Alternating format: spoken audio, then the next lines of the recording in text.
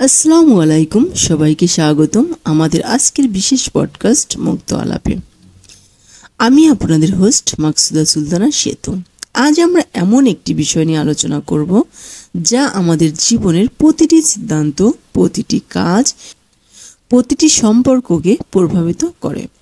কিভাবে আরও গভীরভাবে, সৃজনশীলভাবে এবং বিশ্লেষণাত্মকভাবে চিন্তা করা যায়, এই নিয়েই আমাদের আজকের আলোচনা।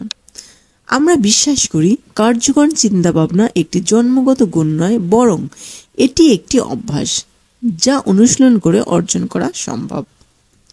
আপনারা হয়তো ভাবছেন চিন্তা করা তো খুবই সহজ, এটা আবার শেখার কি আছে? কিন্তু সত্যিটা হলো আমরা যা করি তার অধিকাংশই হলো গতানুগতিক বা স্বয়ংক্রিয় চিন্তা। আমরা আসলে আমাদের মস্তিষ্কের পূর্ণ সম্ভাবনা ব্যবহার করি না। আজ আমরা ধাপে ধাপে শিখব কিভাবে সেই সম্ভাবনাকে উন্মোচন করা যায়। প্রথম এবং সবচেয়ে গুরুত্বপূর্ণ ধাপ হলো এটা বোঝা যে চিন্তা ভাবনায় কোনো একটি নির্দিষ্ট ধরন নেই। বিভিন্ন পরিস্থিতির জন্য বিভিন্ন ধরনের চিন্তা ভাবনার প্রয়োজন হয়।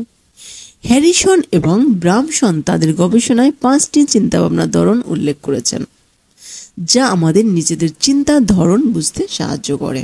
ধারণাগত চিন্তাভাবনা এটি শুধু তথ্য বা উপাত্ত নিয়ে কাজ করে না, বরং এর মাধ্যমে বিমূর্ত ধারণাগুলোকে একত্রিত করে একটি সম্পূর্ণ চিত্র তৈরি করা হয়।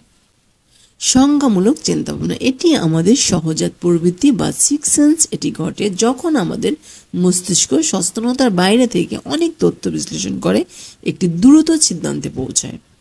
যেমন, আপনি একজন নতুন সহকর্মীর সাথে পরিচিত হলেন এবং আপনার মন বলছে তাকে বিশ্বাস করা ঠিক হবে না, যদিও তার আচরণ খুবই ভালো। পরে দেখা গেল আপনার এই চিন্তা বা ধারণা সঠিক ছিল। আপনার মস্তিষ্ক হয়তো তার অঙ্গভঙ্গি বা কণ্ঠস্বরে এমন কিছু সূক্ষ্ম লক্ষণ ধরে ফেলেছিল যা আপনি সচেতনভাবে ধরতে পারেননি। এই ধরনের চিন্তাভাবনা আমাদের সিদ্ধান্ত গ্রহণকে দ্রুত করে এবং অনেক ক্ষেত্রে বিপদ থেকেও বাঁচায়। ডাইভার্জেন্ট বনাম কনভার্জেন্ট থিঙ্কিং। কনভার্জেন্ট থিঙ্কিং হলো একটি সমস্যাকে একটি মাত্র সম্ভাব্য সমাধানের দিকে নিয়ে যাওয়া। যেমন, গণিতের একটি সমস্যার কেবল একটি সঠিক উত্তর থাকে, কিন্তু জীবনের অধিকাংশ ক্ষেত্রে সমস্যাগুলো এত সরল নয়। এখানেই প্রয়োজন ডাইভার্জেন্ট থিঙ্কিং, যা হলো একটি সমস্যার জন্য যতগুলো সম্ভব ততগুলো ভিন্ন ভিন্ন সমাধানের পথ খুঁজে বের করা। যখনই আপনি নিজেকে এটা অথবা ওটা এমন সীমিত বিকল্পের মধ্যে দেখতে পান, তখনই একটু থামুন এবং নিজেকে জিজ্ঞাসা করুন আর কি কি উপায় থাকতে পারে।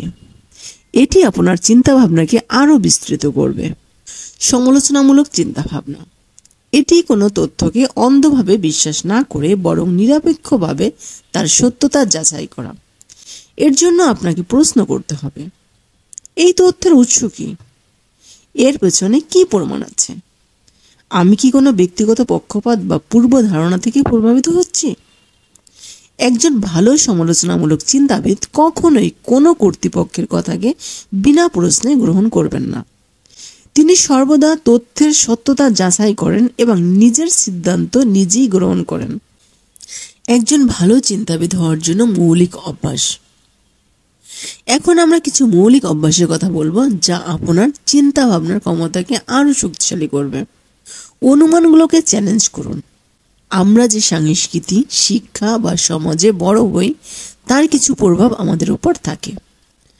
এর ফলে আমরা অনেক কিছুকে সত্য বলে ধরে নেই। যেমন, সব সফল মানুষই ধনী হয়, অথবা সৃজনশীলতা শুধু শিল্পীদের মধ্যে থাকে। একজন দক্ষ চিন্তাবিদ এই ধরনের অনুমানগুলোকে চ্যালেঞ্জ করেন। তিনি বিভিন্ন দৃষ্টিকোণ থেকে একটি বিষয়কে দেখেন এবং তথ্য প্রমাণ দিয়ে যাচাই করেন। যখন আপনি কোনো নতুন ধারণার মুখোমুখি হবেন, তখন তাকে সরাসরি খারিজ না করে তার ভালো মন্দ উভয় দিকই বিবেচনা করুন। কৌতূহল তৈরি করুন। আপনার মনকে একটি শিশুর মনের মতো করে তুলুন। সবকিছু নিয়ে প্রশ্ন করুন।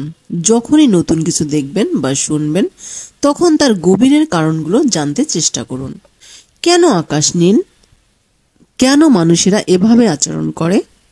এই কৌতূহল আপনাকে নতুন জ্ঞান অর্জনে উৎসাহিত করবে। লাইব্রেরি, জাদুঘর, শিক্ষামূলক ইভেন্ট বা অনলাইন বিনামূল্যে কোর্সের মাধ্যমে আপনি আপনার কৌতূহলকে তৃপ্ত করতে পারেন। সৃজনশীল সমাধান খুঁজুন।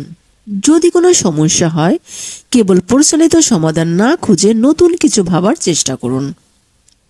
আপনি নিজেকে কিছু মজার প্রশ্ন করতে পারেন, যেমন, যদি আমার কাছে পৃথিবীর সব সম্পদ থাকতো, তাহলে আমি এই সমস্যার সমাধানে কি করতাম? অথবা, যদি আমি ব্যর্থতার ভয় না করতাম, তাহলে সবচেয়ে পাগলাটে সমাধানটি কি হতে পারত?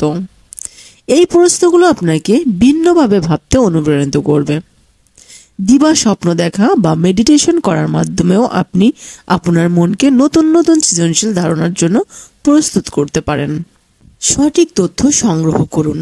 এই ডিজিটাল যুগে ভুল তথ্যের ছড়াছড়ি, তাই তথ্যের উৎস যাচাই করা অত্যন্ত জরুরি। কোনো কিছু শোনার পর তা একাধিক স্বাধীন উৎস থেকে যাচাই করে নিন। স্বীকৃত গবেষণা, ওয়েবসাইট বা ভালো মানের ডকুমেন্টারি থেকে তথ্য সংগ্রহ করুন। মনে রাখবেন, কোনো একটি কর্তৃপক্ষের কথা চোখ বন্ধ করে বিশ্বাস করা থেকে বিরত থাকুন। যখন একাধিক স্বাধীন সূত্র একই দাবি করে, তখন তার সত্য হওয়ার সম্ভাবনা বেশি থাকে। আপনার চিন্তাভাবনার ক্ষমতা বাড়ানোর জন্য কিছু সহজ অনুশীলন রয়েছে যা আপনি প্রতিদিন করতে পারেন। নতুন ভাষা শিখুন। এটি আপনার মস্তিষ্কের জন্য একটি সাধারণ ব্যায়াম। নতুন ভাষা শেখা কেবল যোগাযোগ দক্ষতা বাড়ায় না, বরং এটি আপনাকে নতুন দৃষ্টিকোণ থেকে বিশ্বকে দেখতে সাহায্য করে। গবেষণায় দেখা গেছে, যারা একাধিক ভাষায় কথা বলেন তারা সমস্যার সমাধান এবং সিদ্ধান্ত গ্রহণে বেশি পারদর্শী হন। গণিত অনুশীলন করুন। প্রতিদিন একটু হলেও গণিত করার চেষ্টা করুন। আপনার মস্তিষ্কের যুক্তিভিত্তিক অংশকে সক্রিয় রাখতে এটি খুব কার্যকর। এটি শুধু কঠিন সমস্যার জন্য নয়, বরং দৈনন্দিন জীবনেও যখন আপনি কোনো কিছু হিসাব করেন, তখন ক্যালকুলেটরের পরিবর্তে আপনার মন ব্যবহার করুন। মাইন্ডফুলনেস ও মেডিটেশন। প্রতিদিন কিছু সময়ের জন্য মেডিটেশন করুন। এটি আপনার মনকে শান্ত করবে এবং বিক্ষিপ্ত চিন্তা থেকে মুক্তি দেবে। যখন আপনি শান্ত মনে কোনো বিষয় নিয়ে ভাববেন, তখন তা অনেক বেশি স্পষ্ট হবে। মেডিটেশন আপনাকে বর্তমান মুহূর্তে মনোযোগ দিতে এবং আপনার চিন্তা ভাবনাকে আরও গোছালো করতে সাহায্য করবে। শারীরিক ও সামাজিক স্বাস্থ্য। শরীর এবং মন একে অপরের সাথে সংযুক্ত। নিয়মিত ব্যায়াম, পর্যাপ্ত ঘুম এবং সামাজিক মেলামেশা আপনার মস্তিষ্কের স্বাস্থ্য ভালো রাখে। বন্ধুদের সাথে আড্ডা দিন, নতুন মানুষের সাথে পরিচিত হন। এই সামাজিক কার্যকলাপ আপনার চিন্তা ভাবনার নতুন পথ খুলে দেবে এবং আপনাকে ভিন্ন ভিন্ন জীবন অভিজ্ঞতা থেকে শিখতে সাহায্য করবে। প্রতিদিন নতুন কিছু শিখুন। প্রতিদিন একটি নতুন শব্দ, একটি নতুন দক্ষতা বা একটি নতুন তথ্য শেখার অভ্যাস করুন। এটি আপনার মনকে সচল রাখবে। যেমন, আজ আপনি শেখা শুরু করতে পারেন কিভাবে ছবি আঁকতে হয় বা কোনো একটি কোডিং ল্যাঙ্গুয়েজের বেসিক। একজন ভালো চিন্তাবিদ হওয়া কোনো অলৌকিক ক্ষমতা নয়, এটি একটি অভ্যাসের ফল।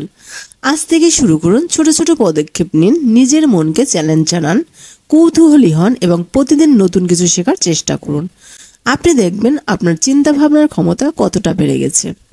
আমাদের সাথে থাকার জন্য ধন্যবাদ। পরের পর্বে আবার কথা হবে নতুন কোনো বিষয় নিয়ে। আসসালামু আলাইকুম।